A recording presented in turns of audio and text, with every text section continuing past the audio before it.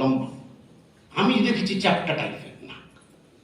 তো শরৎ বলছেন, না আমি মোটামুটি একটা ধারণা করে বলছি, তবে কোথাও বাইবেলে কোথাও বর্ণনা করা হয়নি। তো শ্রীরামকৃষ্ণদেব একটু অস্থির হলেন, সাবজেক্টটা ওখানেই শেষ হয়ে গেল। এটা হচ্ছে 1883-84 ঘটনা। 1886 1886 শ্রীরামকৃষ্ণদেবের শরীর চলে গেল। পরবর্তীকালে এই শরৎ মহারাজ, ততদিনে শারদানন্দজি ইংল্যান্ডে যেতে হয়েছে, আমেরিকায় যেতে হয়েছে, উনি ওই বাইবেলের উপরে লেকচার টেকচার দিতে গিয়ে, যীশু খ্রিস্ট সম্বন্ধে বলতে গিয়ে তাকে অনেক বই পড়াশোনা করতে হয়েছে। সেই পড়াশোনা করতে গিয়ে দেখছেন অতি প্রাচীন বাইবেল পুঁথিতে 3টে মত আছে, 3টে জায়গায় যীশু খ্রিস্টের শরীরের গঠন বর্ণনা করা হয়েছে। তার ভিতরে একটা মত হলো নাকটা চারটা। তিনি অবাক হয়ে গেছে। আর শ্রীরামকৃষ্ণদেব তখন অখুশি ছিলেন এই কথা, তার মা তাকে দেখিয়েছিলেন মিলছে না কেন। যিনি যীশু খ্রিস্টদেরকে দেখেছেন একেবারে, তার শরীরে মিলিত হয়ে গেছে, তবু শরতের সাথে মিলল না কেন। এখন শরৎ এখানে প্রশ্ন রয়ে গেল, তিনি বাকি 15 জন কি, নরেন্দ্রনাথ সবচেয়ে বুদ্ধিমান ক্যাপ্টেন, বলে আমরা বলি কলেজে টলেজে বলা পালের গুদা, বলি ওইটা তাকেই বেশি ভরসা করতে, তাকে জিজ্ঞাসা করছেন না। নরেন্দ্রনাথের জ্ঞান হচ্ছে ভাস্ট নলেজ, একেবারে সব বিষয়ে পারদর্শী, তাকে জিজ্ঞাসা করলেন না। শরৎকে জিজ্ঞাসা করলেন কেন না, এই শরৎকে ভবিষ্যৎকালে শ্রীরামকৃষ্ণদেবের যে বিধিবদ্ধ জীবন, সঠিক জীবন, শ্রীরামকৃষ্ণ লীলা প্রসঙ্গ লিখতে হবে, এইসব জিনিস বর্ণনা করতে হবে। যীশু খ্রিস্টের দেখতে কেমন, শ্রীরামকৃষ্ণদেবের কি দর্শন হয়েছিল, যীশু খ্রিস্ট তাকে শ্রীরামকৃষ্ণের সাথে মিলিত হয়েছিলেন, পুরো ঘটনাটা তিনি শরৎকে বলে গেছিলেন। আর শরৎ পরবর্তীকালে লীলা প্রসঙ্গতে শ্রীরামকৃষ্ণের এই যীশু খ্রিস্ট সাধনা, খ্রিস্ট ধর্ম সাধনা লিপিবদ্ধ করে গেছে। বাকি 15 জন, একে বলে ডিভাইন প্লে, দৈব লীলা। এই কবে এইসব হয়ে যাচ্ছে, পরবর্তীকালে ঘটনা ওই রকম ঘটছে। আমরা রামায়ণে বলা হয় যে বাল্মীকি রামের জন্মের আগে রামায়ণ লিখে দিয়ে গেছে। আর ঠিক এদিকে বলা হয় ঋষি, ঋষি পুরুষ যা যা চিন্তা করেন, যা যা বলেন, ওইটি ঘটনা ঘটতে থাকে। এটা আমরা শরতের জীবনে দেখতে পাচ্ছি।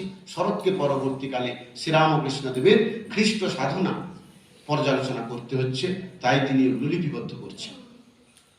তো এখন আমরা আসছি, আমরা তাহলে মোটামুটি দুটো জায়গা শেষ করে ফেললাম, শ্রীরামকৃষ্ণদেব, যীশু খ্রিস্ট এবং তাদের দৈব লীলা। এখন আমরা খ্রিস্টমাস ইভ সেখানে আসছি। খ্রিস্টমাস ইভ, ইভ কথার অর্থ প্রাক সন্ধ্যা, মানে ইভিনিং থেকে ইভ, ইভিনিং মানে সন্ধ্যা। এটা মোটামুটি এখনকার দিনে সব জন্মদিন পালন হয়। আগে একরকম জন্মদিন পালন হতো। জন্মদিন মানে কি, ওই একটু মা পায়েস করবে, ঠাকুরের কাছে দেবে, আর ওই বাচ্চাটা খুব বেশি হলে পাড়ার 2-1টা বাচ্চা এসে 1 চামচ করে পায়েস খাবে। এখন কেক কাটা হবে, বেলুন হবে, বিরিয়ানিটা প্রধান, এটা হচ্ছে। এবং সে রাত 12টায় কাটতে হবে, একেবারে 12টায়। আমার একটা ভাগ্নি আছে, ও বাবা, সেই 5 মিনিট দেরি হয়েছে তো একদম ফোন করে আমাকে গালি দেয়, তো 12টা পেরিয়ে গেল তুমি মামা ফোন করলে না, হলো চপ। মানে আমি ওইসব জন্মদিন পালন করিনি, তো কোনো আইডিয়া ছিল না, জানতাম করলেই হবে, সে 12টাতেই ফোনটা করতে হবে। তো ওই রকম একটা ব্যাপার, ইভ সন্ধ্যা। এখন ঘটনাটা কি হলো, খ্রিস্টমাস ইভ না 1886 আগস্ট মাসে শ্রীরামকৃষ্ণদেবের শরীর চলে গেল। শরীর যাওয়ার পরে এই ছেলেগুলো, অর্থাৎ তার এই যুবক ছেলেগুলো, তাদের মন টন খুব দুঃখী হয়ে গেছে। শ্রীরামকৃষ্ণদেব নেই, যার ভালোবাসার টানে এই যুবক ছেলেগুলো শ্রীরামকৃষ্ণদেবের কাছে এসেছিলেন শুধুমাত্র শ্রীরামকৃষ্ণদেবের ভালোবাসা, মানে প্রধান ওই অংশটা।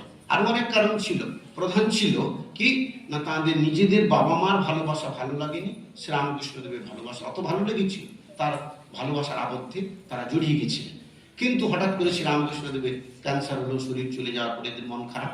যখন মন খারাপ হলো, শ্রীরামকৃষ্ণদেবের একজন ভক্ত ছিলেন মাতঙ্গিনী দেবী, মাতঙ্গিনী ঘোষ, তিনি হচ্ছেন বাবুরামের মা। পরবর্তীকালে বাবুরাম মানে প্রেমানন্দজি। তো শ্রীরামকৃষ্ণদেবের এই শিষ্য প্রেমানন্দ, তার মা মাতঙ্গিনী দেবী, তিনি এই ছেলেগুলোকে খুব ভালোবাসতেন। তো তিনি করেছেন কি, যেহেতু শ্রীরামকৃষ্ণদেবের শরীর গেছে, এই ছেলেগুলো মন খারাপ, তিনি এই ছেলেগুলোকে ডেকেছেন আমাদের বাড়িতে এসে থাকবে। আটপুর রামকৃষ্ণ মিশন, আটপুর রামকৃষ্ণ মঠ, আটপুর এখন সেন্টার হয়েছে, ওইখানে বড় বাড়ি, জমিদার বাড়ি ওনারা ছিলেন। তো এখানে এসে থাকবে। তো এরা না 16 জনের ভেতরে, তখন 16 জন ছিলেন না, 13-14 জন ছিলেন। 13-14 জনের ভেতরে 9 জন এসেছিলেন, আর কয়েকজন সেই সময় আসতে পারেননি বলে মাতঙ্গিনী দেবীর মনটা খারাপ হয়েছিল। পরে রাখাল, অদ্বৈতানন্দ মানে বুড়ো গোপাল এনারা পরে পরে এসেছে, মানে ব্রহ্মানন্দজি, অদ্বৈতানন্দজি এরা 2-3 জন পরে এসেছে। তো তখন 9 জন এসেছিলেন ওই বাড়িতে।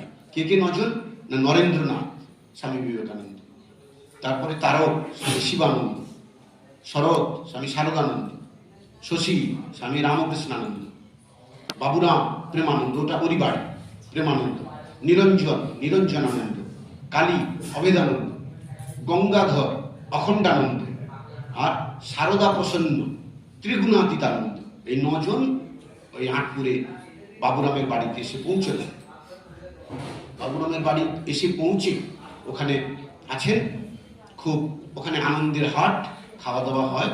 এনারা সকলে প্রতিদিন সন্ধ্যাবেলা একটু ধর্ম প্রসঙ্গ, শ্রীরামকৃষ্ণ দেবের প্রসঙ্গ আলোচনা করেন।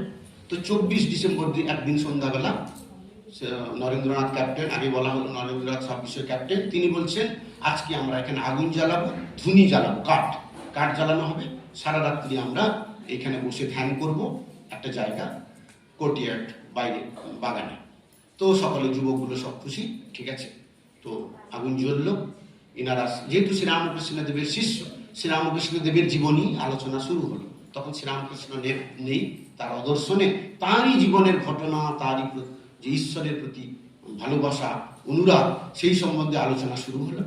আলোচনা হতে হতে শ্রীরামকৃষ্ণ দেবের এই যে ত্যাগ, বৈরাগ্য, শুদ্ধ জীবন, এই প্রসঙ্গ বেরোলো। আর নরেন্দ্রনাথ ক্যাপ্টেন অনেক বেশি নলেজ, তিনি করলেন কি, শ্রীরামকৃষ্ণ দেব থেকে সাবজেক্টটা যীশু খ্রিস্ট দেবের জীবনে কনভার্ট হয়ে গেল। যীশু খ্রিস্ট দেবের জীবন ত্যাগ, বৈরাগ্যে ভরা, তার আদর্শময় জীবন, তার যে স্যাক্রিফাইস, এইসব জিনিস শুরু হয়ে গেল।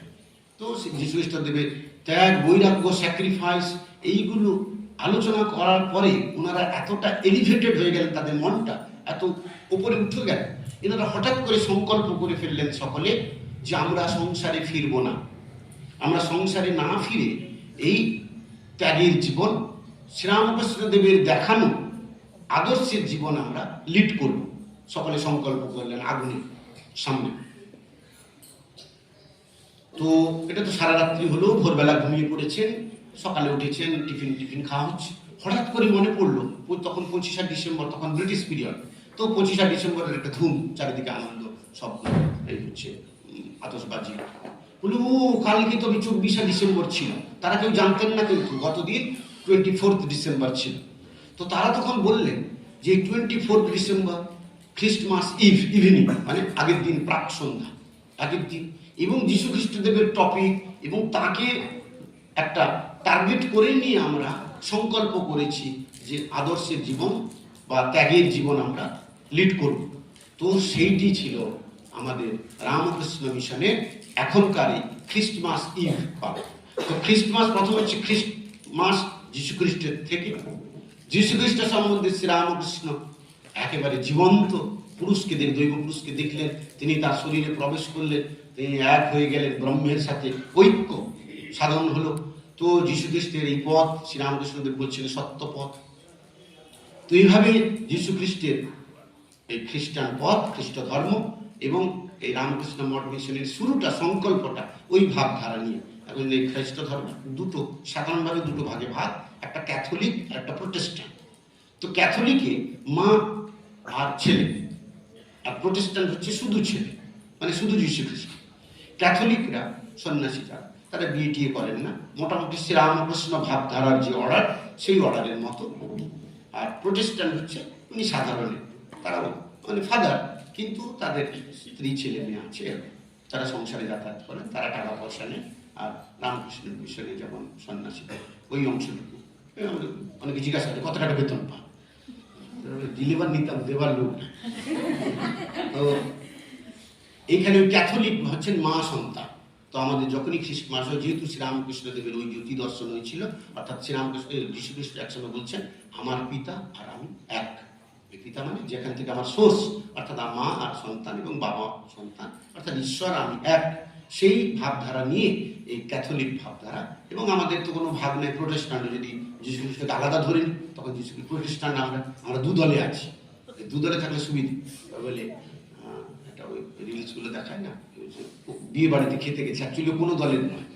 তো ছেলে পক্ষে জিজ্ঞাসা করে, তখন হচ্ছে আমি মেয়ে পক্ষে, মেয়ে পক্ষে জিজ্ঞাসা করছে ছেলে পক্ষে, আমরা দুই পক্ষে আছি। তো একদিকে ক্যাথলিক আর একদিকে প্রোটেস্ট্যান্ট। তো আমরা আমাদের শ্রীরামকৃষ্ণদেবের একটা সুবিধা, ওরা খ্রিস্টান হয়ে ভাগাভাগি করছে, মারপিট করছে, আমরা খ্রিস্টান নয় কিন্তু আমরা তাতে আছি, দুটোতেই আছি। তো সেই খ্রিস্টমাস ইভ, এখন এই খ্রিস্টমাস ইভ এবং সেখান থেকে রামকৃষ্ণ সংঘের একটি যে স্বামীজি নরেন্দ্রনাথ আরও, যদিও শ্রীরামকৃষ্ণদেব অনেক আগে তাদের এই আদর্শ গেরুয়া দেওয়া, শ্রীরামকৃষ্ণদেব ছিলেন তখন গেরুয়া দিয়ে গেছেন, তারা গেরুয়া পরে ঘুরে বেরিয়েছেন, তপস্যা করেছেন, ভিক্ষে করেছেন, অনেকদিন ঘুরেছেন। তারপরও সত্ত্বেও এই 24শে ডিসেম্বর যীশু খ্রিস্টদেবের ত্যাগের জীবনকে উদ্দেশ্য করে লক্ষ্য রেখে তারা সংকল্প করেছিলেন যে আমরা এক ত্যাগের পথ, শ্রীরামকৃষ্ণ দেবের দেখানো পথ অবলম্বন করব। তো সেই হিসেবে এই খ্রিস্টমাস ইভ এবং রামকৃষ্ণ মিশন যেন একসাথে দুটো প্যারালাল একটা সাবজেক্ট। তো প্রথম অংশটা শ্রীরামকৃষ্ণদেব, তারপরে যীশু খ্রিস্ট, তার যীশু খ্রিস্টের দেখানো পথ এবং ধর্ম এবং তার জীবন, যা শ্রীরামকৃষ্ণদেবের সাথে আমরা একই রকম দেখতে পাচ্ছি। তারপরে খ্রিস্টমাস ইভ এবং রামকৃষ্ণ মিশন যেন মিলেমিশে এক, এবং সেইটাকে আমরা উদযাপন করি। আমাদের যেন শ্রীরামকৃষ্ণদেব এবং যীশু খ্রিস্টদেবের ত্যাগ আদর্শের পথ আমাদের সকলকে আলোকিত করে এবং অনুপ্রাণিত করে, যাতে আমরা আমাদের আধ্যাত্মিক জীবনকে সম্পূর্ণ করতে পারি। ওম শান্তি শান্তি শান্তি। হরি ওম তৎসৎ। শ্রীরামকৃষ্ণার্পণমস্তু।